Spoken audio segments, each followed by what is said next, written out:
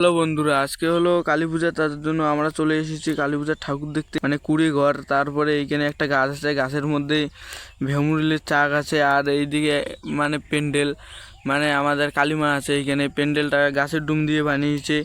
আর যাওয়ার সময় আমি দেখতে পারলাম যে এখানে দুইটা প্রদর্শনী বানিয়েছে, মানে দেখো তোমরা।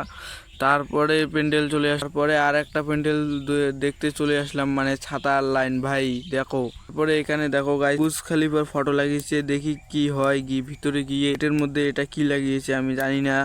তারপরে ভিতরে চলে গেলাম। মানে এটা হলো ঘোষকারডাঙ্গা থানার প্যান্ডেল। আর এই যে প্যান্ডেলটার ভিতরে যাচ্ছি আমরা, দুজনে কি আছে একটা। তারপরে আমরা উপরটা দেখে নিলাম। দেখো গাইজ, উপরটা কি সুন্দর বানিয়েছে, তোমরা দেখতে থাকো।